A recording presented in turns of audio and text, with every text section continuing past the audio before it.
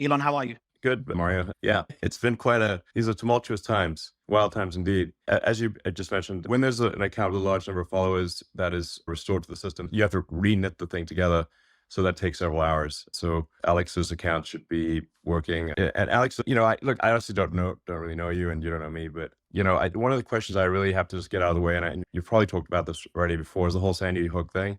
If somebody's sort of denying or that murders of children, that's not cool at all. And so just what exactly did you say, and what is going on with that situation? I would like to actually hear what did you say, and yeah. Well, Elon, thank you for allowing me back into the public square so that I can actually tell the world what really happened. I don't know how much would you like the short answer or the medium Well, answer or the long answer? I think at least the medium answer. I look, I guess people just want to know, like, obviously it would be like heartless and cruel to deny a school shooting of children or to attack the parents or anyone who is involved. It seems that that would be, just incredibly mean and cruel, frankly. So it's sort of, that's, I think, what a lot of people are upset about, or at least they think that is the reason to be upset about. Sure. And, if that were true, I think we would rightly be, upset with you. Yeah, yes, sir. Well, please let me then just tell you what really happened, okay? And if you want me to send you a dossier with clips and videos and articles, I mean, post it to I'll your get account, yes, sir, I will do that. So let me tell you what happened. I'm a guy that didn't go to college. I mean, a few years of community college. I started out on Access TV 29 years ago. I was not professionally trained. And by 2000, I had 30 million viewers and listeners a day conservatively. I was the biggest show, as big as Rogan is now or bigger. And I had a very small operation and did not even understand how powerful I was. And so when that event, I just call it the school shooting, which I do believe happened 11 years ago, the internet exploded and it was a top story for off and on for years with all these professors and former school safety people and all of them saying they believed it was a drill. And I simply covered them covering that.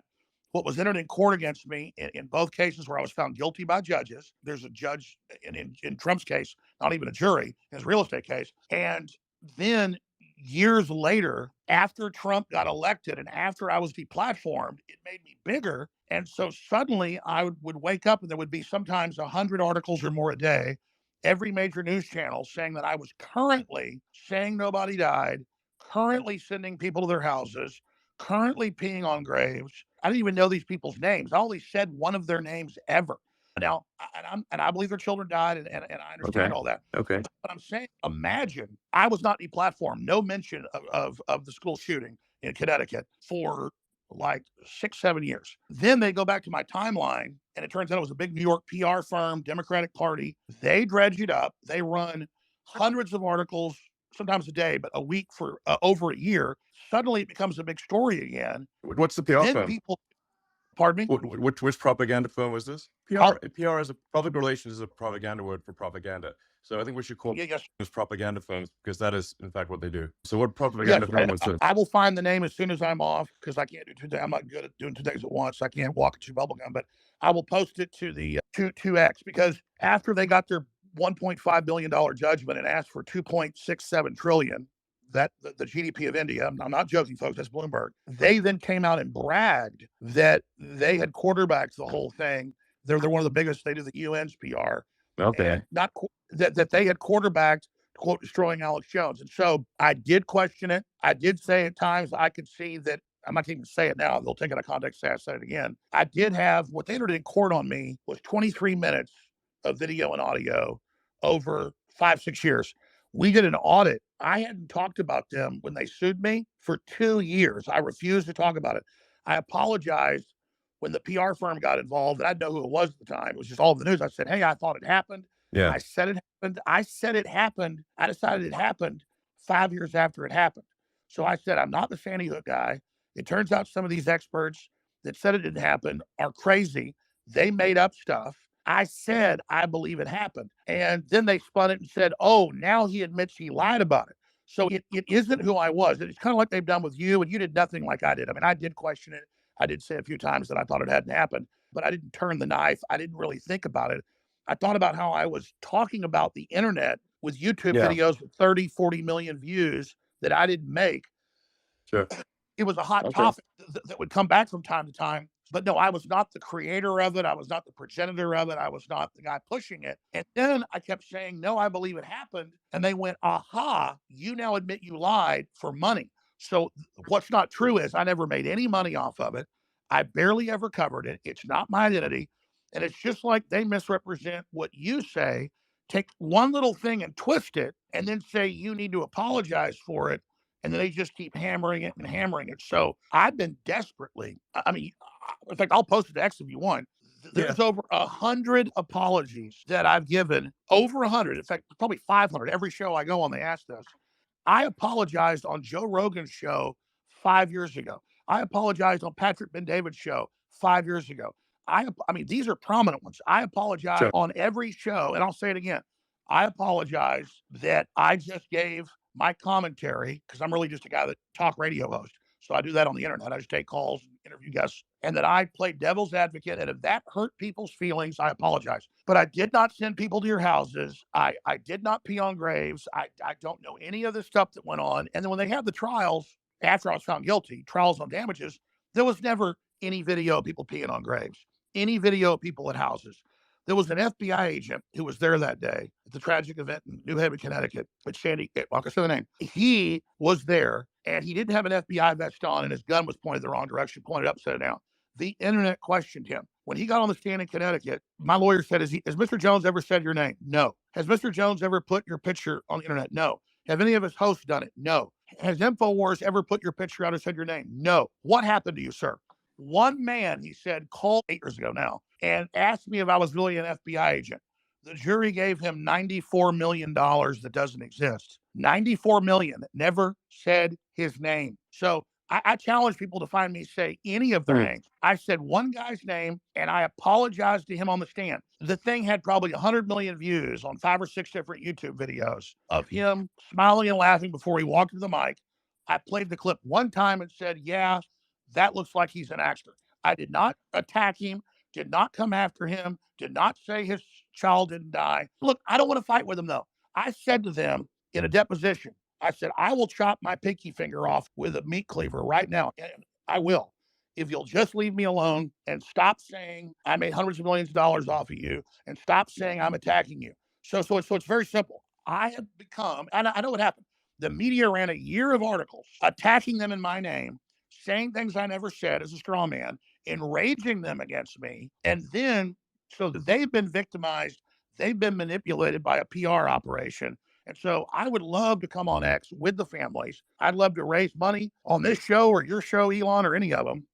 I'd love to come on here and raise them $10 million for gun safety awareness next week. I would love to be in an open panel with them. I would love. Okay. Okay. It actually looks like Ed Krasenstein wants to talk. Maybe Ed, could be good to hear from you. Yeah, so I kind of have a question for you, Elon. So Okay. let's say Well, that okay. I mean, this well, is not an no, no, opportunity to interview me. no, it's in regards to Alex Jones though. Okay. It's related. So Okay. let's say Alex Jones or somebody else does the same thing, but clearly directly claims that a school shooting did not take place when we know it did. Does that future person or Alex Jones get banned, or is the new policy that they remain? We need to look at the circumstances there. Like, we're trying to follow here is to obey the law. So obey the laws of the United States, obey the laws of the countries in which X is present, and really do our best to not go beyond the law on the premise that if the people wish the law to be different, then the people will ask their representatives or their leaders to change the law. But otherwise, our goal is to hew as closely to the law as possible. So if somebody says something that is unlawful, then we will take action. If someone does not do something that is unlawful, then we would aspire to not take action. If the laws change, of course, then we will adjust our behavior accordingly. So that's sort of the general approach that we're taking. And now that we have community notes, which, while it's not perfect, I think it's the best fact checking that I've seen on the internet. And so if someone were to post false information, they can be community noted. And, it's always important to say, like, no fact checking system is perfect. If perfection is the standard, you can just basically dispense with all fact checking because nothing will be perfect. But really, it's really how good is the batting average of any fact checking system. My observation of community notes is that the batting average, the probability that the note is correct is very high, much better than anything else that I've seen on the internet. and everything in community notes, the code, the data, everything is open source. So you can independently recreate the outcome of any note as a third party. So it's full transparency. So I think that having the community notes capability is a very powerful. It's the most powerful disinformation weapon that I'm, for actually combating disinformation. I mean, I agree. Yeah. Can I throw something in real quick here? Look, this is why I believe what people were saying and actually questioned and for a little while thought it might not have happened. We were lied to about WMDs in Iraq. We were lied to about anthrax in Iraq. There was Operation Northwoods. There was Operation Northwoods in 2000. ABC News, declassified. The U.S. government planned to stage fake mass shootings and blowing up airlines with people that would take off and would land, CIA, and then they would actually just blow up a drone plane and then claim a mass event had happened or claim a mass fake shooting happened. So Jussie Smollett lied about what he did. Hezbollah and Hamas, Hezbollah ran it, did kill a lot of Israelis, condemned the attack, but it wasn't true that they cut a bunch of kids' heads off. Even the White House and Israel has to admit that. Well, people came out and said they didn't believe that there was proof that Hamas cut heads off. So the establishment view was they did cut heads off. They didn't. So how do we penalize people if somebody wants to believe the earth's flat, they have a right to, and the community notes and everybody else can challenge them. But it's the establishment lying so much that makes people not believe anything. And then they lose faith in everything. I'm actually worried about this because a lot of my audience is so disillusioned. They think I'm an agent or something too. I'm not. So I don't know how we handle this, but I think the government and the media and the think tanks and the PR firms, the propaganda firms, as Elon rightfully said, have been lying professionally so much they've poisoned the well where no one knows what to believe. They've created a smokescreen. And so I don't know how we deal with that other than getting the Alex, I just want to be clear, Hamas does have a habit of cutting off heads. They're quite proud of cutting off heads. This particular circumstance, perhaps there is some uncertainty, but they do cut off a lot of heads. And there's no question about that. And they appear to be quite jubilant. They're quite happy when they cut these heads off. I don't like Hamas. I don't like the Muslim Brotherhood. I don't like Hezbollah. You're right. That is a hallmark. They're proud of cutting off heads, is my observation. No, I agree. Yosemite Sam, his hallmark is shooting his guns and a red beard and he's short. Hamas's calling card is cutting off heads. I totally agree, but I'm saying they do that a lot. You're right. Yeah. Elon, do you mind if I jump in for a second? Hold on. Yeah, go to you right after. Yeah, guys, I'm going to go to you right after Vivek. Yeah, go ahead, Vivek. I just wanted to, share one thought in response to Ed's question, which is, let's take the content of whatever speech it was that's issue off the table, kids being shot in schools or otherwise. I think there's two kinds of ways to worry if you're worried about the spread of misinformation or false facts. One is let's deal with the content of the speech itself. And Elon talked about community notes as being imperfect, though it is maybe the best method out there on the internet. And I think that's one set of discussions to have. That's quite a different thing from what the law certainly looks at as the most draconian First Amendment violation, which is what it calls a prior restraint, which is to previously just restrain a person from speaking, period. And I think that is, no matter what the content of the speech is, it's quite a different thing to say that because of who you are or what you have said in the past, you may not say another thing in the future. And so I just think that those are two different concepts. And I just, for one, just wanted to share my experience of my Alex Jones experience, if I may. That is perfectly said. Yeah. That's because you don't cut somebody's tongue out. Yeah. Even if I did bad things in the past. And but you know what? But if people say false things, they deserve to have the consequences for that particular speech aired out in the marketplace of opinions. And, community notes is one feature of doing that. And I think that's a legitimate discussion to have. But the idea, first of all, let's just make the observation that if somebody has once said a bad thing, then they'd be restrained from speaking. Most people who have been in a position of prominence in the U.S. federal government would not be allowed to speak again in other forums if that was the standard we were applying. Right. I mean, you think about anybody who's been in the CIA or the FBI in a position of saying that the Hunter Biden laptop story was false or COVID didn't start in a lab in China. So we could go down that whole rabbit hole. But, Well, yeah. I mean, as Alex said earlier, and this is not meant to be any kind of attack on George Bush, but George Bush II did say that there were WMDs in Iraq. He said it not once, but many times. And that, and a lot. There was he did not have sufficient evidence to make that And a statement. lot more people died as a consequence of that statement Exactly. that Alex Killed Jones anybody. has I am not- incorrectly. But Alex, I think Alex, I think one of the things I just wanted to share with people is that I was actually just curious about this guy, Alex Jones. I'd never met him, but I happened to be in Texas. I visited the southern border, and I popped in Austin on the way back, or where somewhere, I forget where we were, and I heard Alex Jones that's where he was. I said, I want to meet this guy that everybody says don't meet. And so we sat down, and I was actually surprised, and we actually aired it on X, or I put out clips of it on X. I can't remember, in like a podcast format. And so I was expecting to get into debate about the Sandy Hook thing. And as soon as I open up, what I get is the guy apologized for being wrong. And then we moved on and talked about something else. And so for me, it was just interesting and eye-opening. And I think it would be interesting and eye-opening for a lot of people as well to sort of know that there are people who would have ever thought, made some mistakes, said some things that were wrong, and said some other things that were dead right that nobody else was saying either. And the way that we get to the bottom of what's true is actually hearing one another. And when people say something false, they deserve to be held accountable for it. So I think that's it's a cool thing that, hopefully we're able to have more of that rather than less because of the existence. I mean, if this platform didn't exist, that avenue of sorting out bad speech through more speech doesn't really exist on the internet or in our culture. And so I think that's, in response to Ed, a good thing, not a bad thing, in my opinion. Yeah. And actually, to just elaborate on the public relations firms, PR firms, which really should be called propaganda firms, because that's literally, public relations is literally a propaganda word for propaganda. You can read the history of how public relations was developed. Edward Bernays. Correct. So the way that PR firms actually corrupt the media is actually, in a very significant way, is that journalists are paid very little as journalists, but they can later retire and join a PR firm and make a lot of money on the basis of the articles they've written in the past and their contacts at their publication. So there is actually a strong monetary incentive, very strong, for corruption of the traditional media. Elon, it's so glad you said that, because people don't understand that's how these work. And I'm just now learning about that.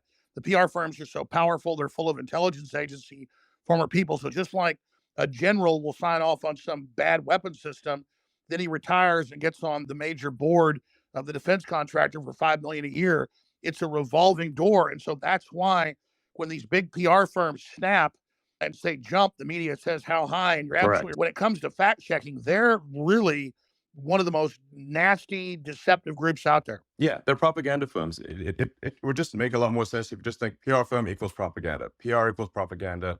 That is literally what it means. And if you read the He's dropping out, Elon. Is he dropping out? Is he dropping out for anyone else? Yes, he's dropping off for me. Elon, you said... Yeah, you just dropped out, Elon. I think you're back now. Okay, is your mic working? It's good now. It's good now. My mic is working, but I'm just back. You were on PR firms. You were on PR firms equal propaganda. Yes, it's the public should really understand that public relations literally just means propaganda. PR firm means propaganda. And the PR firms have very strong control over the traditional media, because that's where journalists go to retire and make tons of money. So there's a very strong monetary incentive for journalists to do what the PR firms say, because they know that is where they're going to get rich in the future. Bingo. Elon, a question is more for Alex. And Alex, me and Alex were discussing it before you jumped on, is the pressure, if any, that you've faced since reinstating, or since you said you'll reinstate Alex. Now, Alex, kind of referred to extreme scenarios where your life could be in danger because of what you're doing with X. I know you mentioned it briefly in one of the first spaces we had. You made a joke about, hey, guys, if something happens to me, I'll never commit suicide. But how much pressure have you faced in recent months? Obviously, we've seen the back and forth with a few organizations that are trying to censor others. And has that increased since you reinstated Alex? I mean, at this point, reading the sort of legacy media is just depressing. I accidentally, once in a while, will go see like Google News or whatever, or Yahoo News or whatever, some random thing, and I'm like, this is just. I mean, frankly, the quality of the propaganda isn't even good.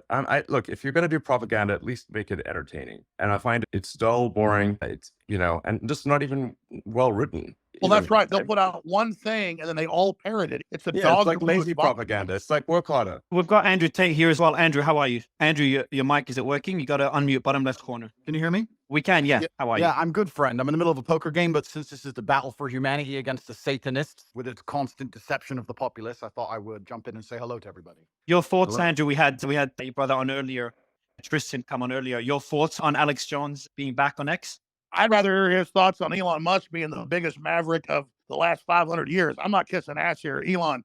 You, I mean, you've got big ones, man, on every front.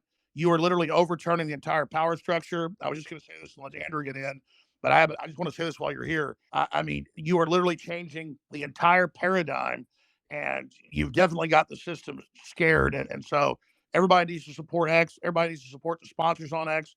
I personally am doing all my Christmas shopping this year with all the great gadgets and stuff that are on X. But I'm going to shut up now. But I would imagine instead of talking about Alex Jones, I'd like to hear Andrew Tate talk about or ask questions to Elon Musk. Yeah, well, Alex is certainly a friend of mine. I've known him for a long time, and I'm extremely happy he's back. I've celebrated that publicly, but Alex nailed it. Elon is taking the biggest risk here. It takes unlimited energy to propagate lies. You have to continually repeat them, and you have to continue to try and falsify information and hide the truth to keep lies afloat. And this simple purchase, you call it simple, the purchase of a simple website has literally cracked the matrix in real time, and it becomes extremely difficult now to run the psyops they were previously running and enslave the populace, which is their primary goal. So Elon is a hero, absolutely. And the risks you are taking, Elon, I don't think many people at home actually understand the gravity of the risks you are taking, because your ability to speak freely is heavily leveraged against your insignificance. You're only allowed to speak if nobody listens to you. And if you get big and people start listening, they're going to come at you hard. And I think I'm not completely versed, but from what I understand, Elon's already suffering the lawfare tactics, which they're going to do. They're going to keep pulling out the hat to try and slow him down. Andrew, let me interrupt before I forget. I don't give him any attention. The same law firm that came after me with these PR firms. You've just dropped out, I think, Alex. Just dropped out? Anyone else yeah, I think he got a call. No, you got a call. Yeah, go ahead, Alex. There is a 3-letter agency running this. Not all of them, but let's just say it starts with a C and it ends with an A. Sorry, go ahead, Andrew. Yeah, absolutely. And there's liberal NGOs which will sponsor agents of the Matrix. They'll sponsor females to end up in a house party and then lie to try and then put you in a Romanian jail cell and get you sitting with the cockroaches in a dungeon. And it's a very scary world where you get to a point where you're only trying to tell the truth, and they're going to punish you for that using endless lawfare. And this battle has only just begun. But the Matrix has truly cracked now, and it's going to be extremely hard to lie to us like they did before with X, the way it currently is. And I think it came at exactly the right time. I almost, without trying to sound pessimistic, there was a point where I kind of felt like I was losing hope. You couldn't tell the truth about anything. Everything was a lie. Everything from head to toe was a lie. And they're trying to lock us all back in our houses again, and we can finally talk about it. It's truly heroic. And Elon's taking massive risk, and the respect I have for him for doing that is enormous. Absolutely. I mean, this is what happened. I'm going to shut up. So I want to hear from Elon, but this is so historic. Elon Musk's courage, and it's true, I'm saying, has broken the back of the globalists. They'll never be able to turn this around again unless they have a nuclear war. Elon Musk has broken their back. Yeah. Well, I guess some people are afraid to die, but I am not. And you know what? It's kind of crazy because I was talking to someone the other day and I was explaining, they were asking about my seizure, how they took all my houses, all my money, all my cars, blah, blah. And I said, you never truly own anything on this earth anyway. You can have a piece of paper that says you own it, but if you piss off the government structures, they just get a judge to stamp a different piece of paper and you no longer own it. The only thing you own is your soul and your integrity. And this is the one thing they cannot take away from you, no matter what they do to you. And that is the best feeling on earth. It doesn't matter if you can sell your soul to the devil and repeat what they want you to say, but then you truly own nothing. And Yeah, I think I that as history books look back on this pivotal moment when X was finally freed and the information of the world could finally be spoken freely, I really do believe we're on the right side of history. And if you were to ask me if there's anything worth dying for, it would be for the freedom of humanity and to be on the right side of history. So I agree with you absolutely, Elon. Yeah, absolutely. I'm just generally in favor of civilization and the furtherance of civilization. And I think we should always be concerned that we can regress as a civilization. And if you study history, you just see the arc of one civilization after another as the civilizations rise and fall through history. We've been in a period of civilization rising very rapidly, but we should be concerned that we may be cresting, we may subside. And there are many times where I get late stage civilization vibes, and I'm just worried that maybe we're cresting as a civilization and have set it for a fall. So, yeah. Well, I agree with you because I truly believe, and a lot of people have said this before me, this is not an original idea, but I think as AI and machines and tech increases, a lot of people are going to be deemed useless by the overlords. And then you have to sit and decide, what are they going to do with all these people who have hopes and dreams and they want healthcare and they want a garden and they want a house to live in and they don't want to be treated like cattle? They're going to become extremely inconvenient. So I don't think many people at home understand that this war cannot be avoided. I've had a lot of people who understand why they threw me in jail in Romania and understood I've done nothing wrong. And they said to me, why do you take up this fight? Why you don't just delete your Twitter and disappear and drive a Ferrari all day? And I explained that this war cannot be avoided. You're either on the front line and you're fighting for something, or you're sitting waiting to die. You're waiting for the Mongol horde to come over the horizon and chop your head off. No, I There's no totally way out agree. of it. And just to throw this in there, if you read Elon, I knew you were doing great work. When I saw you 6 months ago at the World Government Summit, where they're all saying we're going to make everybody eat bugs and we'll make the decisions to put microchips in them, and you said, we don't want a centralized system. We want a diverse system. We want firewalls. And I don't agree with this Tower of Babel you're building.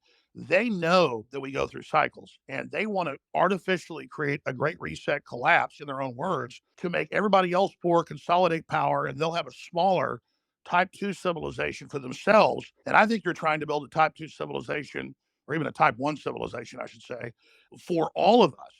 And Right. you said we need to have a debate about going interstellar. We've got to expand Yeah. or we collapse. And Elon Musk is saying, correct me if I'm wrong, you don't stay in stasis. You either expand or Correct. you collapse. They're Yes, artificially exactly. creating You either grow or you collapse. You don't. The steady state is basically an impossibility. So you have to pick it. You have to make a choice. Do you want to grow civilization, or do you want to decline and collapse? And because steady state is it's not stable. So, and I say we grow, and I say we expand, and we have more humans, and we become a multi-planet species and a spacefaring civilization, and ultimately be out there among the stars. And I think that is the exciting, inspiring thing for the future. Not a declining human civilization that dwindles to nothingness and where humanity dies with a whimper. And that's the bottom line. I think it is the battle of people who believe in humans and humanity and want it to expand against people who are so selfishly going through the earth and so selfishly oriented that they don't care about expanding civilization. They just want to control the humans that are currently here. And Andrew, I totally agree with you. I totally agree. Let me throw this caveat on it, because I've read the writings of Bill Gates and Klaus Schwab and the Club of Rome. They know we could easily expand. There's plenty of room, hundreds of billions of known galaxies. They know that this is just a seed that's going to not just grow into one giant oak, but an entire forest, an entire universe. And so they want to shut everybody else down because they can't deal with competition. Elon Musk, that come out of the general public, they want a global tyranny so they can direct it and control it, so that they direct the expansion. And we can't let that happen, because they literally talk about it in Agenda 20, the official UN plan, a 90% world population. So we need to go with the Elon Musk plan. And that's why I tell people that get upset, they go, Elon Musk is involved in every advancing technology. The globalists are pushing that too. Well, technology is like a gun. It's whose hand it's in. And so we need the gun in the people's hands, the gun of expansion, instead of in the globalist hands. And so just because Elon Musk is on the cutting edge of every technology, don't fear the technology like some troglodyte. Fear us not being in control of it. And Elon is saying we need it to be an expansionary human explosion of competition and freedom, not some new dark age with a tiny breakaway civilization that's only working for itself. Sorry, I'm ranting. No, but you're completely right, because if Elon doesn't push these boundaries, they will push these boundaries. And once they have the sole control and the monopoly over such technologies, it's over for all of us. And I don't think most people understand. It simply is the humanistic view against the death cult view. And there's people in the world who have no interest in, they have no interest in growing humanity, no interest in advancing the species as a whole. Their interest is in power and control, and all they want to do is have absolute power over the people that currently exist. And you can talk about all the perverse reasons they want to do those exact things, but it's truly scary. And all the people at home who don't really understand the gravity of this fight, they seem to think it's right wing, left wing. Yes, exactly. I'm thinking about it the wrong way. Sorry, I just got a little X here. You're totally exactly. This right left is the wrong way to think about it. It's the sort of the extinctionists versus the pro-humans. And once you see that it's extinctionists versus the pro-humans, then it becomes very clear. So Elon, when are you going to, I know you got 100 irons to the fire, but when you talk about we need to create a plan B for humanity, well, that's really No, it's not a plan B. I mean, I think an alternate master plan, because the globalists are controlled right now. You're trying to wrest control with us helping. I mean, when are you going to put out your battle plan, or are you already putting it out of pieces? No, I mean, what I'm saying is that actually, I think we should expand humanity. Like basically, we should have basically more kids. You know, population should increase, and we should become a multi-planet species, and make life multiplanetary, build a self-sustaining civilization on Mars, and then ultimately, this will be long after I'm dead, probably, but well, almost certainly we can go to other star systems and go out there and I don't know, maybe we'll find some long dead alien civilizations. And I don't think we want to be one of those lame one planet civilizations that never got beyond its own planet. I mean, we gotta, what the aliens gonna think of that? It's like we gotta make a good showing. Team Human. Let's yeah, go. and that would absolutely that would be LFG. certainly disappointing. But it's essential, and truthfully, it's so amazing we'd even speak about these things. Only 2 years ago, you couldn't even speak about these subjects, but it's so pertinently obvious to anyone who pays attention. And it is scary. And expansion and humanistic views are certainly the way to progress. And it has to be done. There's no other way. Just like a business, just like you guys said, if you stand still, you die. And it takes a few brave people to break the matrix. You have to break the dam. And I think bravery is so important because it puts a crack in the dam, and it shows that if there's people out there brave enough to risk getting canceled, risk lawfare, then it's going to inspire bravery amongst the rest of the populace. And it becomes extremely hard to lie to brave. And I think that's one of the largest pandemics of Earth today is bravery. And when I say bravery, I don't mean that in any kind of negative connotation. Bravery is being full of love and loving the people around you and sticking up for your community and loving where you live and loving your country. And it's brave to do those things. And it's love. What do the that's gonna crack globalists the teach matrix us? in the end. Children are bad. We're ugly. Humans create, all this racial division. They want us to hate each other, so we just Yeah. give up, roll over, so the globalists can have the future. I would just Yeah, like and to I think say the here. globalists are short-sighted too, because the thing is that you can't really separate yourself from civilization. So I think those who are sort of advocating, like it's really, I think it's just logical to be pro-civilization. You don't actually necessarily have to be altruistic. You just have to think long-term and say, obviously, you cannot exist in a good way without civilization. I mean, just watch one episode of Naked and Afraid and see how much you want to go live in a forest by yourself. We're in a very it's not fun. we're in a super pivotal moment now. And the reason we're in a pivotal moment is because the machines cannot do the policing as of yet. My brother and I often True. talk about how bad COVID would have been if they had Terminator machines. You didn't have your mask on. You couldn't even appeal to the empathy of the person who knew how insane it all was. As soon as the Yeah. machines control the policing, it's absolutely over. And we're not that far away. So we're in a very pivotal period now where the bravery that's required to resist the globalist oppression has to happen now. Soon the I technology absolutely- will exist, and it's I am- over for everybody. We are at critical crossroads right now in the entire future of the human destiny. And I called it Plan B, but I mean, Elon, what do you call it? Just an alternate plan for humanity? Because we should have a debate because the Black Rocks and the globalists are right now in control. If they were 100% control, you and others have felt rested to maybe they're in 80% control. They're losing control very quickly as people discover what they're doing. But what would you call the debate and discussions about a pro-human future? Just team humanity? Yeah, Team Humanity, absolutely. That sounds good. But I think like something that is really important is like you just literally have to have kids, or there's no next generation. Alex, do you have kids? Yes, I do. I'm not as prolific as you, but I wish I was. They're the best thing in my life. I have 4. Okay, great. And Andrew? I do have a few. I won't let you down, Elon. I'm coming to good. take over your title. I'm coming to take over.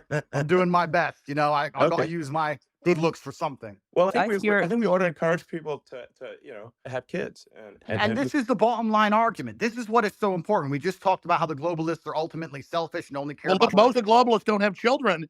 And Yeah, of course, but because they're seriously, selfish. here's the When you thing. have You guys are all attacking the globalists, but if you ask a globalist, like I have friends who I would consider globalists, you ask them, their ideologies are aligned that they believe that somebody living across the world is just as valuable as somebody who lives in America. And I know, there's they've already arguments- enslaved the third world, and then that's not how everybody who you would categorize as no, you're right. There's a lot of globalist useful thinks. idiot No, globalists. that's not- Globalists at the top are depopulationists. That's their religion. So maybe if you want to look at the top, you can say globalists at the top. Some of them might have that view, but if you just talk to an ordinary person who views themselves as a globalist, they're not saying, "Oh, I'm evil." They're not an evil person. They just have this belief that every human being around the globe is equal. That's I would all call they're that an looking at. internationalist. That's an internationalist. A globalist wants one world government run by corporations. Yeah, well, I mean, I think you can label them differently, but I think if you talk to somebody, Well, who's Henry globalist, they're gonna- Kissinger was a globalist. Victor Brzezinski was a globalist. I'm not trying to be mean to you, but their number one rule is the earth is too small. We can't expand. We've got to bean count and put everybody on rations. we've got to social engineer and end the normal human program because humans are failed. And they want to turn us into factory farm humans. Those are allowed to survive. Yeah, I think I'll Okay. answer the question. Sorry, guys. If I can just say, like, some of these titles are a little confusing. If say someone's an internationalist or a globalist, I think where what can achieve some disambiguation here is to say, like, does someone have as an axiomatic belief that there are too many people on the Earth, or do they not? Do they believe that the Earth can sustain the current population, or do they think it cannot?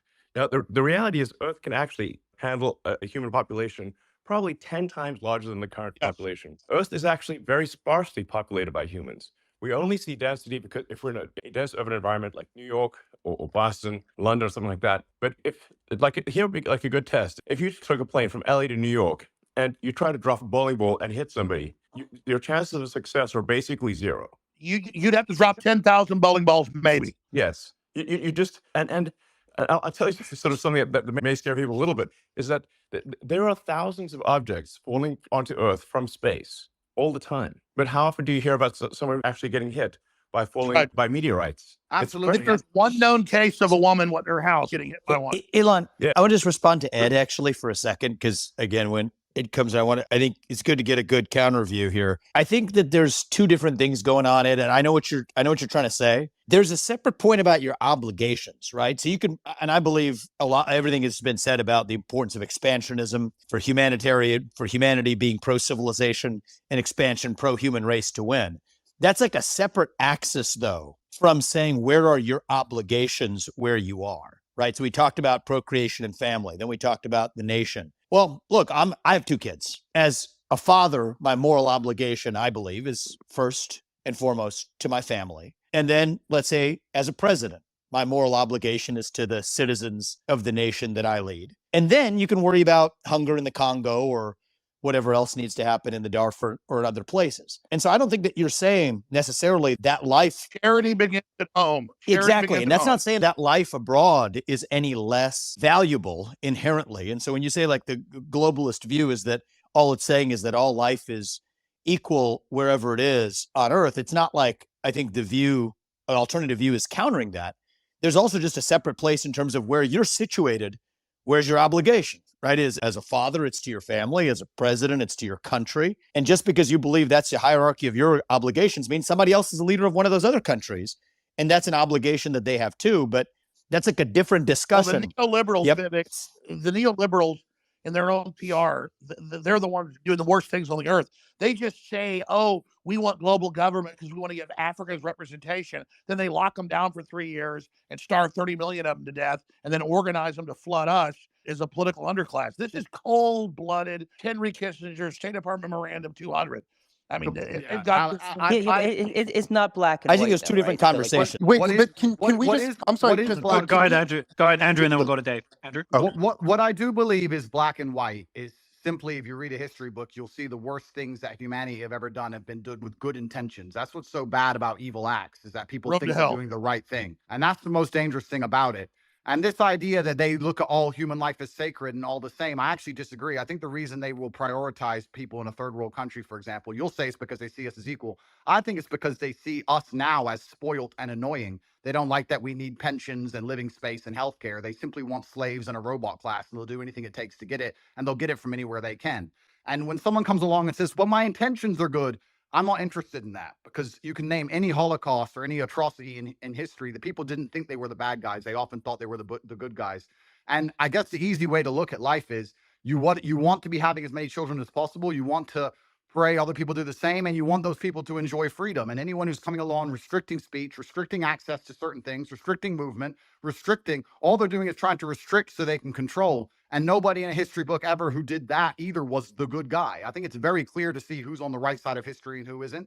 And I advocate freedom for everybody. If I had disagreed with absolutely everything Alex said, I'd still be glad he's back on X. And these people can't even handle a different opinion. Do you think they're going to allow the people who have a different opinion to them to share water or share food or share anything else once they have And the absolute reason they control? don't want another opinion is they want to misrepresent what Elon Musk or Andrew Tate or Vivek Ramaswamy or any of, I'm telling you, they want us silenced so they can lie about what we said. I agree with you. I have a Go ahead, Jackson. I'm going to go to you right after Dave. Yeah, I mean, I'm just saying, I agree that with you there. I think that a lot of the media and a lot of these platforms do want to silence voices because they want their voice to be heard louder. So yeah, I definitely hear you there.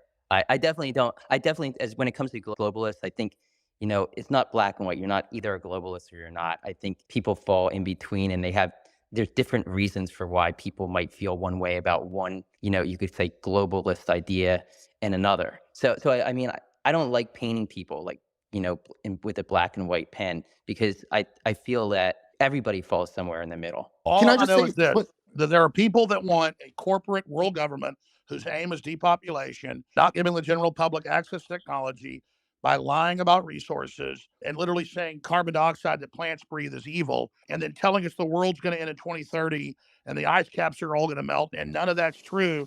So our children basically give up on the future and decide not to have children. That's all I'm saying. And Elon Musk is promoting an optimistic, pro-human future that the science and evidence shows is real and that we need. Gentlemen, I have to Yeah, go. yeah. I just want to be sort of exactly. I want to be very clear about See, my it's position. I'm super pro-human, and I mean all humans. Humans in America, humans in somebody's got Africa, and somebody everywhere got else. their phone open in the bathroom. Yeah, that's Vivek. Vivek, that's your phone, Vivek. I'm not able to mute you. Vivek, go ahead, Elon. sorry about that. So, well, I hope you feel better. I now. feel great. Thank you. Sorry about that, guys. So yeah, I'm super pro-human, like for Team Humanity here, and I just think we want to make sure that people have a positive view of the future. And like I think I encounter a lot of people who have actually very pessimistic conclusions about the future. And if you try to unpack that and say, where does that pessimism come from? And I think like these are like good people, like they have good intentions. I think they think about things often come from is believing that there are too many humans on the planet. This is false. Earth can easily sustain far more than the current population. But they've been told this thing and they've believed it, and it is false. I'm very pro-environment, obviously. Bye, Andrew. I might have done more, I might have done more, for sustainable energy than maybe any single human. So I would consider myself an environmentalist, but I also believe in physics and reality and not sort of being alarmist about things. And Well, something you said was really smart, and because I've seen the equations. I'm not a mathematician or rocket scientist like you, but we need the fossil fuels to get to the new technologies, and you can't yes. cut them all off and then not have it. They're blowing up the bridge that gets them there. I would like to say, my final point, I would like to say, I often get asked by people who follow me, they say, who do you think who controls the world? Who do you think the Matrix is? And I use the Matrix as a very simple way to explain that they purport a false version of reality that everyone buys into to keep your mind occupied so they can extract your body heat from you for the soulless machines, which are essentially the globalists we're talking about. And I try and say that I still believe that we run the world. There's a lot more of us than them. We still control the world. It's just down to what we will accept and what will allow them to do to us. And that's why bravery is so essential and so important. And I know I can come across as brash with my message, but No, you're not. I'm telling 16-year-olds, when I'm telling 16-year-olds to go and get rich and buy a fast car and train hard and go to the gym, etc., because these young men are far less likely to blindly comply. And it's extremely important that they don't psyop the next generation of young masculine youth. And that's why the system was scared of you, Andrew, because you were doing a version of it to shock them out of it, to show them how to have a destiny, how to have desire, how to want to be into the future. And that's the same thing in a different. You're right. We still control the world, and it's down to what we will accept. And it's going to take bravery and love. You need to love the people around you and love the human race and love the place you're from. And I just want to wrap up by saying that I would never kill myself.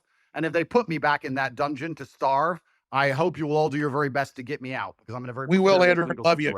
Can I just throw something out? Because I'm going to talk to Elon Musk here and everybody else. And this is surreal. Andrew Tate and Vivek Ramaswamy. This is crazy. John, I've got a friend I want to get on. We also have Mark Dice, who's really stood up for free speech. He's on the line if he can get a question. I'm going to leave Alex, but I just want to say welcome on Twitter, and I think there will be more truth than not, all else equal. So hail to the Thank truth. you, gentlemen. Take Thank it you easy, very guys. much. Bye-bye. Thank you. Bye. Thanks, Andrew. Thanks. I have one quick question. So I guess the premise as to why Alex was banned so long was that, he supposedly lied about an atrocity, and that goes against ex-community guidelines. That's not quite correct.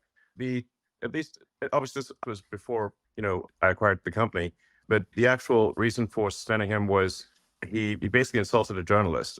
Wasn't it like your purpose for keeping him? Well, he still believed banned? that because the media had said that. Now he's learned that, right? I'm just going off of what. I just looked at the logs for reason for suspension. That was basically a third strike violation. The third strike violation was insulting a journalist. Yeah. This was not my decision. This is literally the Twitter logs of the old people that used to run Twitter. This is what they Yeah. wrote. I guess what I'm saying is, like, under your leadership, though, the suspension was kept in place. I remember you tweeted out because you're not going to bring someone back who lied about, the death of innocent children. So if that's the case, then and we're going to uphold things fairly and firmly for all ex-users, can we ensure that, like, if Alex or anyone else on this panel lied about Sandy Hook or an atrocity again, that they would also be banned again? You already answered that. Yeah, I've already He did, answered yes, that. he did. It- Yeah. A- It just And if depends on that the okay, context. so if that is the if well, that let is him the finish. case, The platform will, Let- will hold adhere on. to the law, and we will adhere to the law. That is what this platform will do. So if somebody says it does something illegal, then they will be suspended. If they do not do something illegal, then we will try our best to avoid any kind of permanent bans unless someone does something fundamentally illegal. Elon, I don't know. I know we don't. We're just trying to stay true to the Constitution of the United States in America and the laws of the country as decided by the citizens. Elon, in the How time are of you God- going, Alex? and Elon, way more interesting. And I just asked one question of Elon. Elon, it's great having you here in Texas. You're kicking ass. You're Texas through and through. Your whole spirit. We love you. Whatever happens with Trump down the road, should we change the Constitution so you can run for president? Would you ever think about that? I would like to stay as a technologist and build rockets and electric cars and technologies that hopefully have a good effect on the world and advance civilization. That would be my preference. I would not like to be president. So I would just like to build things that are further civilization. I think that's smart. That's my goal. I think that's a smart answer. Are you concerned if the deep state establishment, we know it's not just one group, is able to kill Trump or not let him run for office for the repercussions? I mean, are you optimistic for the future currently, or just how do you feel about the election coming up? Well, I think it will not be a boring year. That's for sure. I think it's going to be eventful, I suspect. I don't know. You seem to be quite concerned that people will try to assassinate Trump, but I don't know. I obviously, and I'm against assassination generally. So, I guess if Hitler was alive, I'd be in favor of assassinating him. But Stalin, that kind of thing. I would know, be too. Your attitude Yeah. is we can sell the world on freedom and humanity 2.0 and a new renaissance. The establishment will just step aside because our ideas are so good. Is that what you're saying? Look, I think what I'm saying is that I think it is very difficult to predict the future. That we're certainly going to have a very contentious election and perhaps some contentious elections worldwide. The X platform will strive to be as truthful as possible about what's going on, and that's going to be the goal. And SpaceX is going to build rockets, and Tesla's going to build cars. And as for what will happen, I don't know what's going to happen, but I think, man, Is there any big 2024 is going to be quite the encore for 2023, is my suspicion. I know you've talked about incredible jets you want to invent, so many other things. Is there any other big invention you've got on the drawing board in the back of your mind that you haven't announced to the world that you want to tell people about today? No, this would not be the forum for announcing any new products or technologies. I mean, we do have, the Neuralink chip, which I know some people might be concerned about, but that's really something that will take a very long time to, be in any kind of widespread use. We've got the first use. The first patient will get a Neuralink chip. This is a quadriplegic, and it will enable them to control their computer and their phone. And then, My uncle was in a motorcycle accident and he was having seizures about to die, couldn't even walk. He got one. It's not one of your brain chips, but a brain chip. And actually, he can walk and talk and is happy now. So that's not bad. Exactly. So, I mean, it's the regulatory stuff on this is very intense. So, the first one will have, you could think of it sort of like a telepathy. You can sort of control your computer and phone just by thinking. So it's kind of like telepathy. And then the one after that will be, I know we're trying to think of a name for it, but you can think of it like blind sight. Even if somebody has lost both eyes or lost the optic nerve and is completely blind, we can actually give them some amount of sight. Ultimately, I think high resolution sight, Geordie LaForge from Star Trek, you could actually see in multiple wavelengths. You could see ultraviolet and infrared, and even see radar if you want. And by the way, for people that don't know, Elon's not lying. Even in MIT papers, they've actually done tests. That's what they say, though, is I know the problem is just narrowing the sight to our bandwidth. They say these people see everything, right? Like a full spectrum. Yeah, you can have it's a point at which you have a camera, you can have a camera that can receive photons of many wavelengths. So you could see, even in darkest night, and you could see ultraviolet, you could see infrared. Like I said, you could even see radar if you want. So, Wow. It would be the kind of thing that it's probably trademark thing, but I think blind sight is a cool name for it. I It's think like it's beautiful. yeah. We get one question from Mark Dice because this is the best interview ever. Mark Dice is a great journalist. He stood up for me for the last 5 years when nobody else would. Mark, quick question for Mark, please. A comment, really, just to reinforce to everybody listening, all the journalists, and thank you, by the way, Elon, for unbanning Alex, for everything that you're doing for the platform, for humanity. But I just want to reinforce, and I'm glad you retweeted this, Alex, the reason why Twitter cited Alex being banned, contrary to popular belief, is not because he entertained some conspiracy theories about Sandy Hook, as crazy as they were. And Elon just confirmed that the Twitter logs said this. He confronted Oliver Darcy, a public figure on public property, when he was working in the capacity of a journalist, and they cited that as But Mark, that's harassment. old news. Let's move on from Alex Jones. Well, We're talking to Elon Musk. What's your question for Elon Musk? I didn't see the Twitter file in the Twitter files. Can you release data about the choices that were made regarding the trending list? Because the trending list drives the news cycle, as you know, and they can create a self-fulfilling prophecy by manually inserting topics in there, getting people to talk about them. It becomes a topic. It becomes news. Did I miss that in the Twitter files, or was that just not released? I would like more data on the manipulation of the trending list to manipulate the news cycles over the previous ownership. Yeah, well, there was a significant manipulation of the trending list, and worldwide. I mean, you could just, I'd say, like, as a general rule of thumb, whatever conspiracy theory you've got about Twitter is probably true, even more true than you think it is. Are you taking precautions? Now, I think the path to having a sort of a clean system is maximum transparency. So that's why, like, for community notes, the software for community notes is completely open source. You can see every line. The data for community notes is completely open source. You can see the data, you can see the logic, and you can independently create the community note conclusion. So you can tell right away if there's manipulation. And there's always going to be with these things, it is not black or white. There's always going to be some degree of manipulation, but you just want to try to put as much sunlight on it. As I say, sunlight's the best disinfectant. You want to have it be as clear and transparent as possible. This will minimize the amount of manipulation.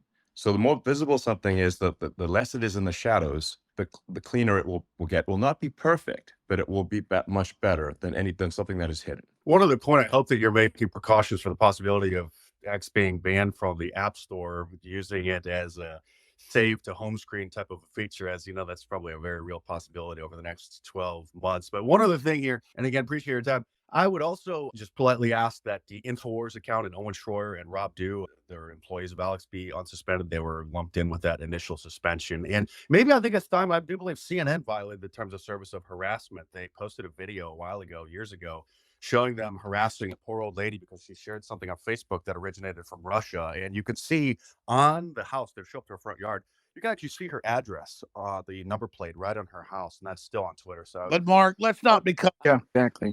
I just kind of want to troll and give them taste of their own. Well, but anyway, I do want to be clear that doxing, which includes revealing the pseudonym of someone. So I want to be clear. Sometimes some publications have claimed that revealing the pseudonym of someone is not doxing when it obviously is, will result in at least a temporary suspension. We will be very reluctant to give permanent suspensions, but we will give temporary suspensions for any kind of doxing activity or anything that endangers the health of another person in a meaningful way. So, And so that it's like includes you major don't like Nikki. publications. It does not matter who you are. It doesn't matter how big you are or small. Now, I should say this. There is one. We do have a UN exclusion rule, which is that if it's a head of state recognized by the UN, even if they say things that are kind of crazy, which they do, then we don't suspend a head of state. Just for the same reason that the UN allows heads of state to say crazy things at the UN Assembly. But because we need to hear. We need to hear. We need to hear that. What everybody has to say. I was just going to ask, I guess you don't like Nikki Haley's idea of basically doxing everyone? No, I hate. Yeah, So that's crazy. The thing is that a lot of people obviously would face repercussions from their employer or from their government or from some organization if their identity is revealed, and that therefore inhibits the public dialogue. So people, there've been professors who've been suspended for favoriting things on old Twitter. They literally got suspended for just having a favorite button. This is so you can say, like, look, if a tenured professor can get suspended from their job for just liking a post on the X platform, then obviously there is some need for people to be able to post things anonymously. Otherwise, they simply will not be able to speak their mind. Absolutely. They're losing their job. It's anti-whistleblower, but I just want to say this, because I think the community notes is the best thing ever. Even if somebody says something really horrible, I think there should be some buffer zone to at least let them respond as much as they can before they get banned. Because what I see everywhere is the PR firms will say somebody has said something they didn't say. They create this woke mob response. Then the person's taken down. And then most of the time, it's not even true what was claimed. General? Yeah, we're very much going to err on the side of freedom of speech, which is really just saying, in America, we're gonna uphold the Constitution of the United States, and that's what we're gonna do, and uphold the laws of the country. And if the laws change, we'll then change our behavior to match the laws, and we'll do so. And we also can only match the laws in other countries, because sometimes people will say, well, why don't you demand freedom of speech in some other country in the world? I'm like, well, we don't make the laws in that country, and if we don't adhere to the laws of the country, they will simply cut us off. And so, we can't do more than that. So we're basically. What about the other factors, Elon, before going to General Flynn? You've got obviously laws, but you got the revenue still running a business, and you've got external pressure. How do you balance all these when fighting for free speech? Well, we're gonna obviously favor free speech. I believe my action has been very clear in this regard, that if it is a choice between money and freedom, we will pick freedom. General? Yeah, thank you, Mario, and thanks for hosting this thing. You're doing a wonderful job. This is really a question for Alex and Elon, and a statement. And I wish Andrew and Vivek were still on. We've talked about these different sort of array of forces between the globalists and the humanists, or whatever the right descriptors are. Yeah, what I would really like to see, and I would love to hear Vivek's take on it, because I think he's such a wonderful debater. I'd like to know if there's possibility to set up a intellectual debate between, the Alex Jones, Elon Musk, Andrew Tate, Vivek, probably throw Tucker in there. Maybe there's Joe Rogan, against an intellectual debate against the Klaus Schwabs, the Bill Gateses of the world. And then there's others. They won't do it because we'll kill them. I disagree. I mean, this is how we fight today, right? We are fighting in an information domain. Andrew, I wish he was still on, because I'd love to hear his take, because Andrew starts to imply, and there's a lot of people that imply this, we're going to move to something that we don't want to, a place that we don't want to be, because of this. Frankly, what I see is a globalist takeover, and I'm all with you, Alex, and you and I have talked about this a lot. But what I would really like to see is an intellectual debate and a challenge. Otherwise, because 2024 is going to be, for the United States, is going to be a historically consequential moment in history. And I would prefer that extraordinary session that I've been listening to for the last couple of hours here. And I would really like to hear, at least Alex, because you're on, and I think Elon's. What do you think about setting up some type of intellectual debate, or at least array on X? On X, yeah, doing it through Spaces. Well, on X, on X, or however, I would love to see them come on X to do this, because this would be wonderful. Alex, would you be open, you and Elon, would you be open for such a debate? Well, let me just throw this in, because I'm chomping at the bit here, and then Elon will take over. It should be on X. They had the last Republican debate, and it had like 5 million viewers. This is going to have 50 million viewers. We keep acting like dinosaur media even still matters. It should only be held on X. And I would love to see it in this format, or with an added video component to it. Yeah. Yes. Challenge their intellectual idea. I'm sorry. Okay. That's my point. That's my point. Yeah. We have to challenge their intellectual arguments. Yeah, I agree with the general. What's Hold on, Laura. I was just going to say that from a future standpoint, we are working on adding video to Spaces. So it'll just be a simple thing where you can turn video on or off, and then whoever's speaking at the video will switch to them, just like if it's like a group call or something like that. Oh, wow. So that, I think, will help. Because it's helpful to see people's body language as I speak. It conveys more information if you can see their face and their body language, if they wish to. When do you think that will? We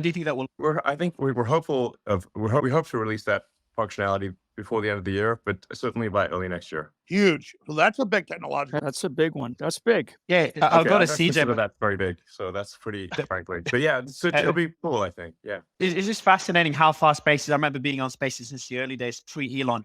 To see how far it's gone, and to be able to have discussions like this. I don't think the audience understands.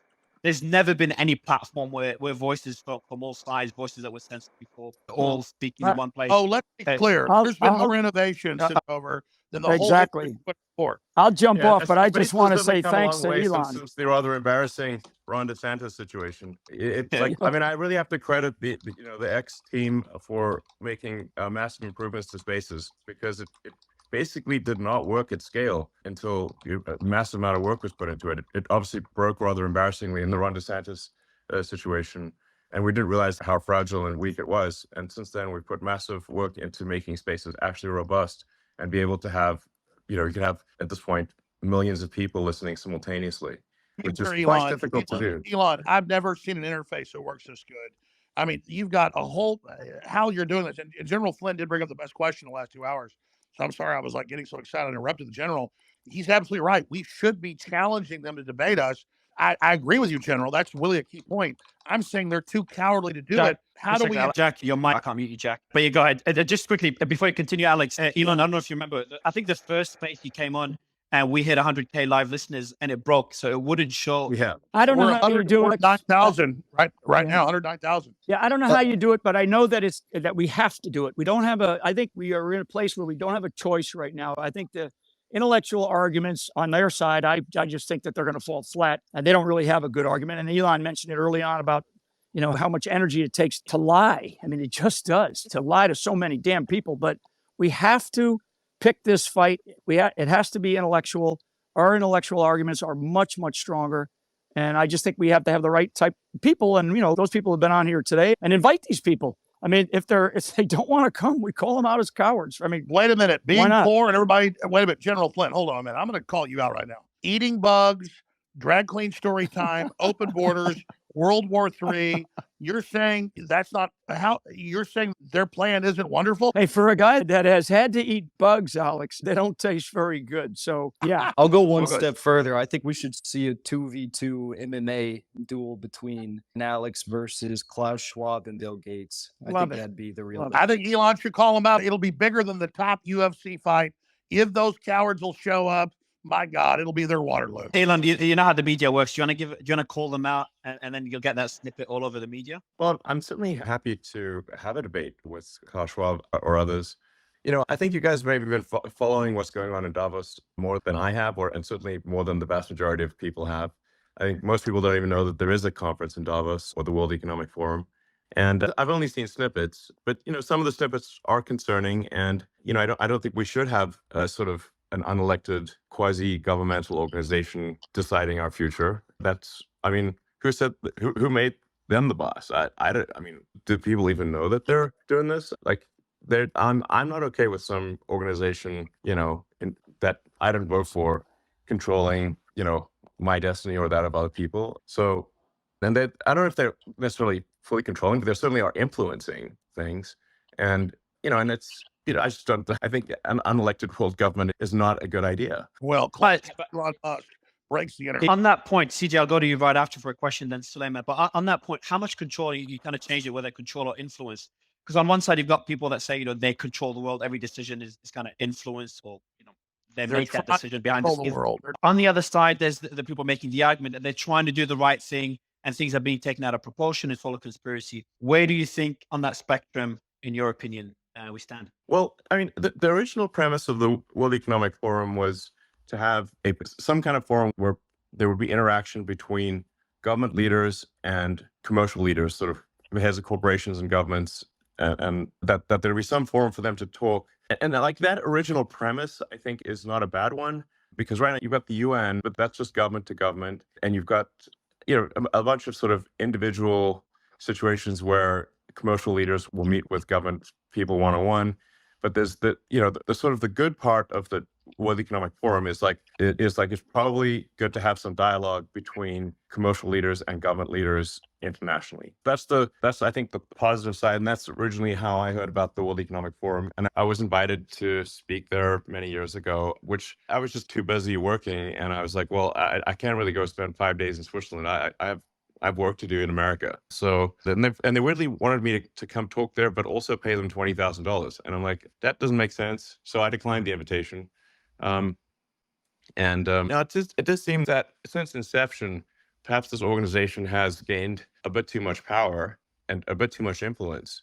And I think it probably, it should have less power and influence, is my opinion. I have a quick question. Tweeted about the imprisonment of the American Chilean Gonzalo Lira in Kharkiv, Ukraine yesterday. I'm curious if that imprisonment of an American for speaking his mind on YouTube and X has caused you to consider further support for Ukraine, albeit through Starlink or other means. And also, unrelated to that, can you provide any updates about Starlink for Gaza? Yeah, I mean, I generally think, look, I understand that if an American citizen is in another country and violates that country's laws or what those countries' laws, even if their actions would not violate the laws in the United States, that person would then be put in prison.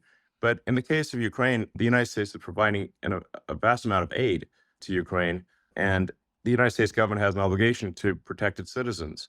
And so I think even if one disagrees with what, that, I guess, YouTuber or journalist, depending on your perspective, what they posted, I feel uncomfortable sending massive aid to Ukraine if they're putting American citizens in jail for doing videos on YouTube. That's not cool. And it's like, and you could say like, okay, well, yeah, but Ukraine has the sovereignty in their country. It's like, yeah, but they don't have a right to our money as well. So it's like they don't have a right to our money and support and to imprison and mistreat American citizens. Well, that's right. Look, I'm a dog in the fight. Russia, Ukraine. It's an old ancient fight between the two countries that's been going on for 1,000 years. It's a Slavic civil war, but Ukraine is arresting the Orthodox Church. Ukraine, even the mayor of Kiev has said Zelensky's becoming a dictator. So all I'm saying is this black hole we're feeding hundreds of billions into, we should at least be able to debate it. And if an American journalist is critical, he doesn't deserve to be put in a gulag. That is very dangerous. I agree, Elon. As for Starlink for Gaza, yeah, and on the Starlink for Gaza front, I mean, obviously that place is currently a war front next level. So in order for Starlink to be used in Gaza, terminals have to be brought in, and they have to be, used in a way that where there's a high degree of certainty that they are not being used for any violence. So now there are only really two ways to get into Gaza. One is through Egypt, and the other is through Israel. So if there was a situation where, say, Egypt was willing to let Starlink terminal in, and that we could have very high certainty that the terminal would not be used for any kind of military purposes or for violence, then we would support that. Egypt has not stepped forward, to the best of my knowledge, in that regard. And obviously, we're not going to be played for fools here, where if an organization would perhaps pretend to be using Starlink for peaceful purposes, but then actually use it for violent purposes. We will basically ask for a webcam on that thing 24/7, and if there's the slightest concern about it being used for violent means, it would be turned off. So that's the situation there. I mean, it is a very difficult situation, and I am sympathetic to Israel, but I also I'm sympathetic to civilians in Gaza. So I'm pro-human, to be clear, and so Elon, it's just like, here's the deal. I'm not pro-Russian. I'm not pro-Ukraine. I hate the war. I'm pro all of them. I agree. But when you learned that they were using Starlink to rig up robot boats to blow up battleships when Russia said they were going to launch nukes if they did, you didn't sign up Starlink to be a weapon system. It's very fair to say it's my company. It's my. Well, yes. To be clear, the Crimea and the sort of sea around Crimea was an officially sanctioned area by the United States, and we were not actually the Starlink cells were not turned on in Crimea, in the area around Crimea, because of U.S. law that would prevent us from doing so. There was a Ukrainian attempted attack on the fleet in Sevastopol, and I got an emergency call saying like, hey, we need to turn on the cells around Sevastopol. And I'm like, well, that's currently a U.S. sanctions zone. We would need permission from the U.S. government to do so. And in fact, and it would also mean that we are directly complicit in an attack on the Russian fleet directly. It wouldn't be, there's no plausible deniability here. Now, even though I'm not the biggest fan of President Biden, but if President Biden had called and said, as the President of the United States, I'm asking you to turn the cells on, I would have done so. But we did not get any such call. We were only called by the Ukrainian government, and the Ukrainian government is not my boss. So, it's like, and so we can't, it would actually be illegal for me to turn on Starlink cells at the request of a foreign government in a territory sanctioned by the United States. That would They were setting a you violation up. of U.S. law. So it's like They were setting you up like Cindy it's- Bay of Pigs. yeah, but the media misrepresented it as I turned off the cells. This is not true. They were never on. And if I had turned them on, I would have broken US law. And I would need an exemption from the State Department and express written permission from the president in order to And that's turn why them on. Blinken Yeah. So, and I do think we need to be cautious about escalating that war, and we need to find a path to peace, and not sacrifice the flower of Ukrainian and Russian youth ultimately for nothing, for a few miles of territory, which is currently what's been going on for the past year. Dealing with the question. Let me go to CJ and I'll go to you. Let me go to Yeah. CJ and I'll go to you right after. CJ? Mario. Hey, Mario, thank you. Thank you Yeah, so go ahead, much. CJ. Yeah, thank you so much, Mario, for hosting this. My name is CJ Pearson. I'm a 21-year-old conservative activist, and I currently work at Prager University. And General Flynn made a really important point a little bit earlier about how Twitter has made it super accessible for conversations like this to happen, debates and discourse. And Alex, I think, also made the point earlier that if you look at the debates and the viewership that they've had, you don't really see them reaching all that many young people via traditional cable channels. And one idea that conservative activists like myself have had, different Gen Z conservative influencers have had, is having a Gen Z moderated debate or town hall with the Republican primary candidates and exclusively streaming it here on X. What would you think about something like that? Do you think that would be a way for America's next generation to hear different ideas that they obviously aren't hearing currently on their college campuses? Well, actually, I don't believe in but I think that not doing it on the X platform makes no sense. Things should be done on the X platform because it is the most widely accessible platform. It is where you will see. It has by far the most reach. The X platform has by far the most reach of anything. Although like I don't. This conversation, I don't know, might top out at maybe a few 100,000 people live, but it will probably go viral afterwards, and I don't know, probably have 10 million people listen to it, or 20 million. On the Mutiny space, we had 18 million listeners from memory. Yeah. So the way to think of this platform is that there, on an average day, there are over 250 million people on the platform. That's an average day. Some days it's more like 300 or 400 million, and a really crazy day could be like 500 million. So I mean, at times we're starting to approach 10% of all humans who are online are on the platform. Well, Elon, so it's a very big number, and we're not even, and we're obviously not active in China. It's not, X doesn't work in China. It actually works on international phones, but not domestic phones. And I believe does not work in Russia. So I think we do exceed 10% of all humans at times on this platform. So it seems crazy to ignore this platform because then you're just going to reach far fewer people. Well, Elon, bottom line here, the proof is in the pudding. You judge the tree by its fruits. You are the only massive platform that's open and free.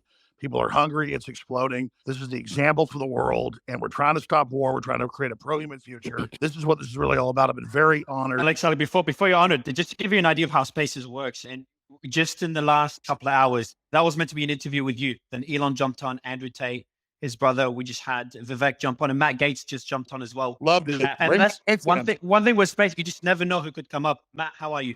I'm great. I'm enjoying hearing Elon's perspective on adding value to all of our followerships and allowing us to engage. Your thoughts on Alex Jones being back on the platform? I think it's great. Alex has been someone who's provoked a lot of critical thinking from policymakers and broad audiences. Of course, there are things that I'm going to say that would offend people, things that Alex would say that would offend people, but I think they'll just have to be offended. I think it enriches the discussion to have Alex back. Yeah, I've got a few questions. My first question is, we've seen extremely positive steps in terms of the return of Alex Jones. We've seen the return of Andrew Tate. We've seen the return of President Trump. And so X is definitely moving towards a free speech platform. My question is, when will we be able to get to a situation where it's completely free speech and it's just based solely on following the legal laws of the country? I know it's a process and it takes time, but how far do we envision this happening? How far in the future? Well, I think we've made dramatic progress over the past year. It's only been a year since the acquisition closed, and it's been quite difficult we had to not just keep the wheels on the bus, but upgrade the bus whilst going down the highway. Well, Elon's cut out. Thomas Jefferson said, "We will not be transported to the state of liberty on a feather bed." Is Elon back? No, I think he might have gotten a call. No, you're back. Okay, sorry. Yeah, just saying it's been quite difficult to keep the wheels on the bus and upgrade the bus while barreling down the highway at 100 miles an hour. So that's kind of where but I think we've made tremendous progress in a year, and I think that progress is accelerating. So, and we keep cleaning up the code base and simplifying it, providing more transparency and providing more clarity, and obviously improving freedom of speech and getting closer and closer to the law. And I just want to say, with respect to the law, I am a strong believer in the law. So you'll sometimes read an article where it sounds like I'm some crazy maverick who just likes breaking the law. I am subject to so many laws. Might be hundreds of thousands of laws, maybe millions. When you think about Tesla and SpaceX and Starlink and all the countries that they're in and all the regulatory regimes and all the rules and regulations that we have to adhere to. And the amazing thing is how closely we actually adhere to the law and follow the law and do what countries believe is right and legal. And once in a while, in a very rare case, I might disagree with the law or regulation, but we will not willfully violate it. So what I'm trying to say is I'm extremely law abiding. I totally agree with you. I don't know how you have the energy. People talk about Trump's energy. Your energy is insane. Where does your energy come from? Going back to being a child, did you because we know the universe is a loop or a figure eight, it doesn't just go in one direction. Did you have inklings of the big things you were going to do? Or when you were a child, did you have any foresight about what you were going to be doing? No, not really. I just, I liked technology and like taking devices apart and fixing them and building things. And I loved science fiction, fantasy, like Lord of the Rings and Heinlein and Asimov and Star Trek and Star Wars. And I didn't know what I was going to do. I liked programming computers. I found programming computers to be intrinsically interesting, not because I thought I'd have a job. Actually, I didn't think I'd have a job. I know you could even make money writing computer software, but I was just interested in it in and of itself. So I'd program computers all night by myself, which is not, it doesn't appeal to everyone. That's, I think, actually quite an unusual thing to want to sort of type strange symbols into a computer all night, essentially by yourself, is not what most people want to do, but I did like doing that. And but also hanging out with friends and stuff. But no, I didn't think any of this would happen. I would say I have a philosophy of curiosity, which is, trying to understand more about the nature of the universe and our place in it. And that's why I studied physics, not for career reasons, just try to understand how the universe actually works and what has good predictive value. And physics has got very good predictive value. So that's why I studied it. Then give us your predictive value. Gut level, Elon Musk, this is like beyond any Hollywood movie where we're at right now. Does humanity survive? Gut level, you've got all these great children. That means you bet on humanity. Do we make it to the next level? And what is the next level? Elon, you there? Sorry. While yeah. waiting for Yeah. Go ahead. One needs to think of the future as probabilities and not certainties. So then, any given action that we do can affect the probability of a good outcome. There are no certainties that I can determine, or at least I don't have a crystal ball that can. So we're changing the future. Yes, I think by our actions, we can individually take actions that improve the probability of a good future and the furtherance of civilization. And I think we should, take those actions. And some of that, we got to have kids, or there won't be a next generation. And we've got to, educate them well. And I think, like I said, so don't hold we're all civilization. Yeah. Let me ask this question, Elon, because you're obviously a genius. We're here talking to you right now. Don't predict the future. Be the future. Yes. The best way to I think I'm forgetting who came up with this, but the best way to predict the future is to create it. Yes. And I do want to, Jason Calacanis is here and they've started. Yeah, let me go to Jason quickly, and I'll go to you in a bit. Jason, a quick question to you first. Would you have Alex Jones on the All In podcast? Sorry to put you on the spot. Well, I have him here now, so would it be okay if I asked him 3 questions? Yeah, but Elon's far more fascinating. Please ask Elon questions. Well, Alex, my first question for you is, I'm curious if you'd be willing to answer 3 questions about the Sandy Hook parents. Oh, great. Yeah, sure. Go ahead. Well, you now have your freedom of speech and you're here. So I think a lot of people are wondering, what theory or evidence led you to believe that was a fake, staged situation? He's already answered these questions. Yeah, every time we're here on Spaces for the first time. Let's ask him. No, he already answered this minutes ago. Yeah, let me answer this. Everything I say is misrepresented. You'll say I'm saying it again. I believe it happened, and I'm sorry, and I apologize, and I'm done. Okay. And so what did you get wrong about that situation? What led you? Because you've investigated these situations many times, right? That's kind of what you do as a journalist or an entertainer. And so what did you get wrong there? And then Elon, what real world harm did you do? Let me answer your question. I respect Elon. I answered this question. I said it's probably the last time I'll ever talk about it. I'm not going to live in Groundhog Day. I believe Sandy Hook happened. I've been through hell over it. I was not the guy that first questioned it. PR firms blew it up and made it my identity. It's not my identity. My identity is humans' future, Team Human. What Elon Musk is doing, I'm never talking about it again. That's your answer. Got it. Okay. So what would you do differently in the future, you know, when going after some conspiracy theory like this? And do you believe that when you go after these conspiracy theories, they can have real world harm, i.e., you know, your fans knocking on the door as a parent? Yeah, I get it. If I would comment on what people are saying on the internet, when something has 50 million views, I will be blamed for their questioning. So I'm very careful about that now. I didn't realize I had 30 million viewers a day back then because I wasn't looking at the analytics.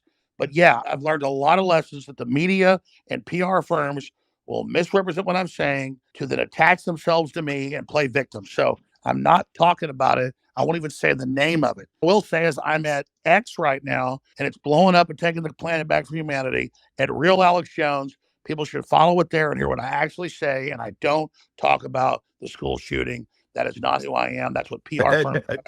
Yeah, Jason, I should say that the Sandy Hook issue was the first thing I raised with Alex. He did answer it at length at the beginning of this Spaces conversation. So I think you may not have heard the I didn't hear the start of it. I was alerted to this at the towards the end. All right, I think the issue go on candidly. I'm not commenting whether I agree or disagree with his answer, but it was the very first thing that I asked when I got on this Spaces conversation. Just as it was the first thing that you asked, I think it's you know, for people that you know, care about whether there's sort of empathy and whether somebody has been, you know, cruel or mean or something. That's like the first thing they're going to ask about. And so that was the first thing I asked about. And it you know, it was answered, or somebody can agree with that answer or not. And no matter how many I answer it, it's never good enough because I'm that guy. I'm not what they said. I covered the internet questioning it. I've already said I'm sorry over 500 times, 3 or 4 times today. But it's always the same question. I'm not that guy. I won't even say the name of it. Yeah, I think people actually will eventually get tired of you answering the question. And for someone who started out, who's listened to the whole Spaces, they probably are actually tired of you answering the question, to be frank. I certainly am. Patrick, you there? I am. Can you hear me? We can, yes. Fantastic. I don't have any questions. I just have a comment to make. The biggest thing is, and I heard Jason's question, and I know Alex answered it at the beginning with Elon, opening it up with him. I had Alex on, I don't know, Alex, it was a couple months ago or something you were on. We had a great exchange together. The best part about this is the following. I applaud Elon for, you know, the fact that, you know, just a few months ago, he said he's not going to have Alex on. And then after seeing what the audience wants, the survey comes to 70-30, and keeping that commitment for allowing Alex to be on. The people who have different strong opinions, who are humanists, who want to defend freedom of speech, defend the same rights that we have, we're finding each other. And I just want everybody to remember this. Go back to September of 2022. When Professor Galloway said Elon is full of it, he's not going to buy it, he's toying with all of you. And then Elon bought the company, whatever the price of the company was. Some said it was 50% more. It was a $20 billion company, $30 billion company. He paid the entire number. He didn't have to do this. If that purchase wasn't to be made, think about where America would be today. I want everybody to think about that part.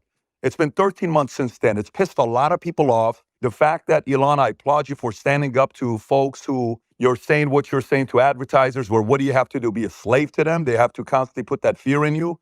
We applaud you. You got a lot of people backing you up. Alex, it's great to have you back on. Pushing the envelope. You could be wrong. Everybody could be wrong. It's not like all of us are always right. We have the ability to be wrong. And when we are, and people can challenge us and move on, and, you know, then they can make a decision. Either, look, I don't like Alex, or I like Alex. Great, no problem. That's the freedom of, you know, you have to pick and choose to like somebody's views or not. But the biggest factor here is somebody had the courage to use their resources to buy a platform like this, to give everybody else the freedom to debate, to argue, to give their thoughts, to give their opinions. And then at the same time, if you're wrong, you admit to it. If you're not, you stick to your guns. But best part on what's going on to the world right now is we are finding each other. The fighters are finding each other. And that has got to be a very scary thing to people who oppose the concept of freedom of speech. So I have no question for Alex. I have no questions for Elon. I just wanted to jump in and applaud everybody, even those who debate, even those who agree, even those who disagree. Future looks bright. The right people are finding each other. And I applaud all of you. That's all I wanted to say. So Patrick, beautifully said, brother. Remember, Patrick, I apologize for Sandy Hook on your show 5 years ago. Remember that, I Patrick? remember that. I remember that. Patrick, question for you then. You've been here a few times and you've uploaded Spaces and X.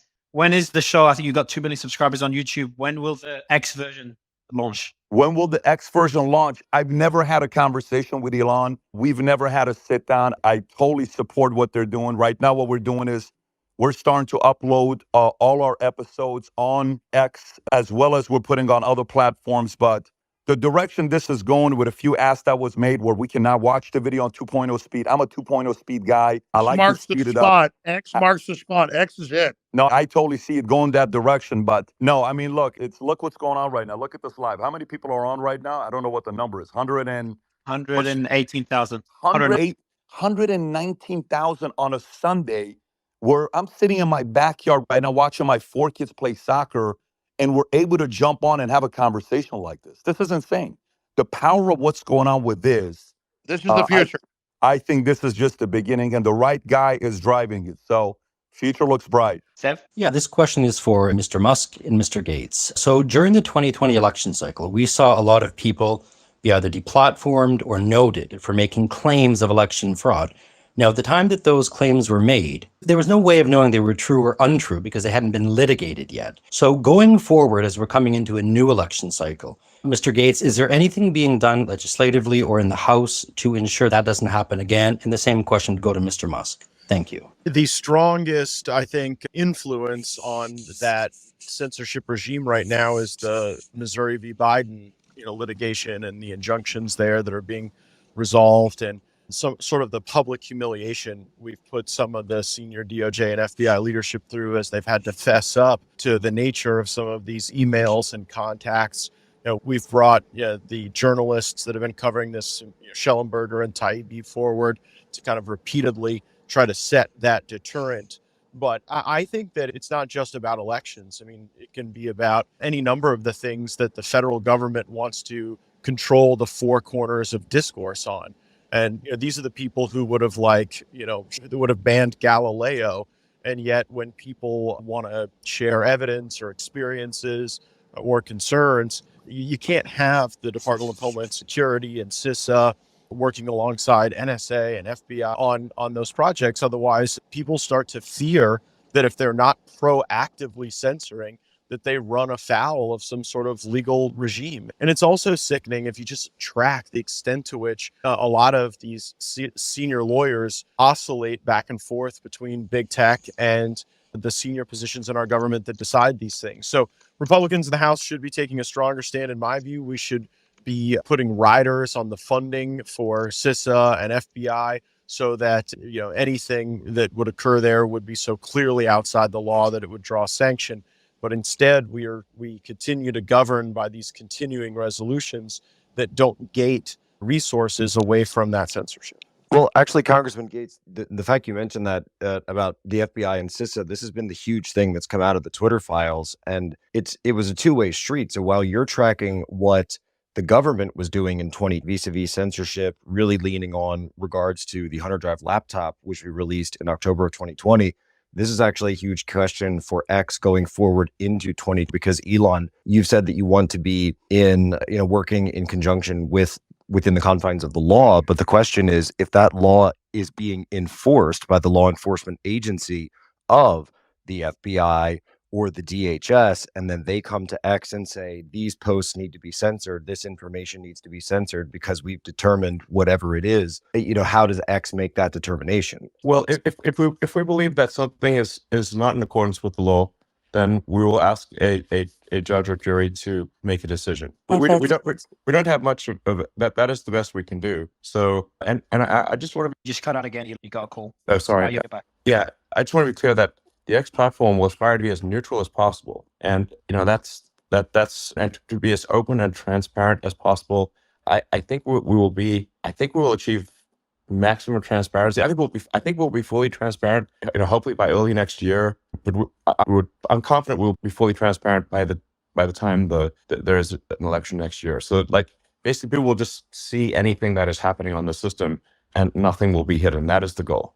Well, if those agencies, though, the FBI, the DHS, et cetera, if they reach out to X, where I believe they called it defensive briefings in 2020 regarding, which eventually culminated in the censorship of Hunter Biden.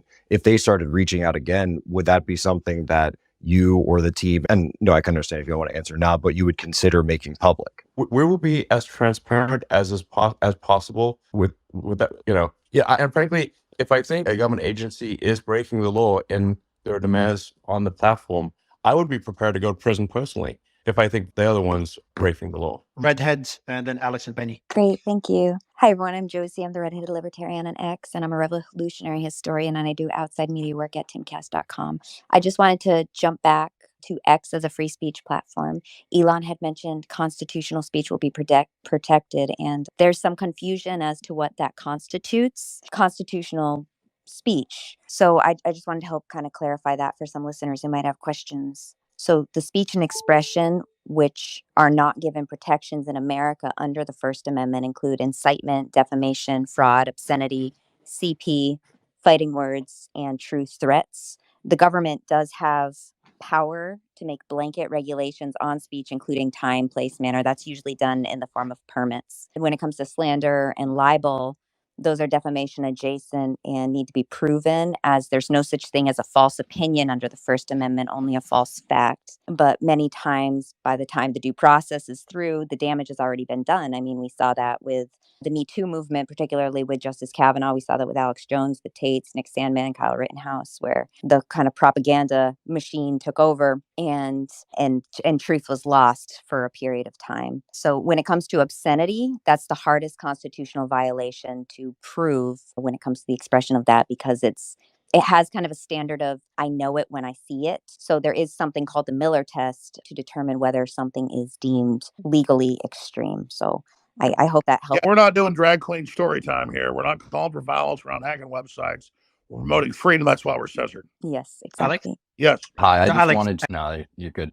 I just wanted to thank Elon for his commitment to free speech, reinstating Alex, of course, welcome back.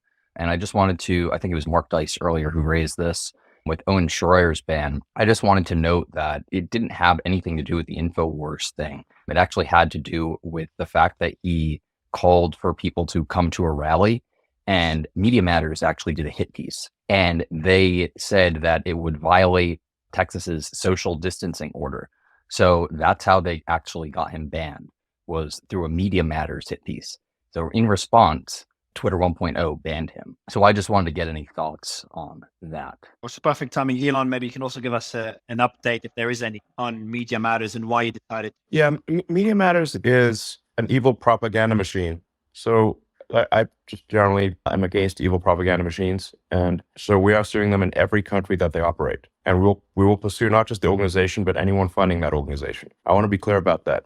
Anyone funding that organization we will pursue them. So Media Matters is an evil propaganda machine. They can go to hell. I hope they do. So yeah. So I actually need to, just step off the call at this point. So I just have some family obligations. I think it's been certainly a very interesting conversation. I suspect this will go viral. Probably snippets of it will go viral in a way that don't entirely represent the situation. I hope that anyone who reads about it or hears about it actually just takes the time to listen to the entire Spaces conversation. It will be saved. I suspect there will be probably many millions, if not tens of millions, of people listening to the conversation. I just hope that they listen to the whole conversation and not just small parts of it. Elon, I totally agree. And let me just say, thanks for reinstating me. I'm going to do the best job to not be misrepresented. And I thank you. And I thank you for the freedom you're promoting, the pro-human future. We're on Team Humanity. Thanks for spending 2 hours with us plus. And this has just been surreal. It's really been amazing. So X is where it's at. Thank you, Elon Musk. You're welcome. Like I said, I'm very much in favor of supporting in the United States, the laws and Constitution of the United States. And I think if we start, if we erode freedom of speech, we erode the foundation of democracy. The bedrock of democracy is freedom of speech. And we must do everything we possibly can to protect that. Well, thank you, Elon, for all the time. And I want to thank this whole crew. I'm going to be posting a lot of stuff at Real Alex Jones on Twitter. People should follow us there. And this has been the most epic interview ever. I love this new Spaces system. And it's just good to have my identity back to actually say what I actually said versus misrepresenting. I'm not perfect, but God bless you all. And I really appreciate Elon Musk and everybody else that is promoting free speech. That because we don't have free speech, we have nothing. Appreciate it, Alex. And Benny, maybe you can give us a final word. I know you've been waiting for a while. Good to have you, man. Oh, hey. Hi, how you doing, guys? Big kudos, Elon. Thank you so very much for creating this space and obviously for believing in principle more than money. Jack, Swagger Jack, to my question, I was going to ask about 2024 election integrity and government interference. So instead, I'll ask about Bob Iger. When you told Bob Iger to go fuck himself a couple times. Are you asking Elon? Yes. Yeah, he's jumped off. I was going to give you the he's- final word to wrap up the space. Ah, Yeah, he's so he jumped off. jumped off. And Alice Oh is my jumping God, off okay. as well. Well, I mean, that was the moment globalists got their giving into their intimidation and their blackmail. Go fuck yourself, New World Order. I was going to ask. I didn't But know. you just missed it. But to give you an idea of the space, and we started off with Alex. You know, I messaged you to jump on. He did. Then we had the Tate brothers come on. We Matt Gates, obviously. That's Vivek, hey, that's Vivek, every Patrick, most Jessica. was trying to be patient, and I was trying to be patient. I appreciate it, man. I appreciate it, man. It was good to have just, you. Just like Patrick Bet David, I'm here with my kids. So unlike Vivek, I'm not going to piss live on this, but you might hear a crying baby. All right, good to have you, man, and good to have everyone. Alex, your final thoughts on the space, man? It was pretty epic comeback to X. I don't think it's pretty epic. It's way better than Alex Jones. It's humanity deciding. Our free speech is paramount. Those that try to not have a free speech are our enemies. We need to actually hear what we actually say instead of what we're told somebody said. Elon Musk is doing a superlative job. To everybody that helped get me back on X and this whole thing, this is historic, but the deep state, the empire is going to strike back. So I'll see everybody at Infowars.com/show, band.video. We'll see you at Real Alex Jones on X. We're going to hear what I actually say versus what they claim I say, because you're adults. You deserve to actually hear what people are saying versus what they're told you're saying. So that's why this is so incredibly epic. So God bless you all and good luck. I'll see you at Real Alex Jones on Twitter. Please follow us there. Thanks a lot, everyone. We appreciate it.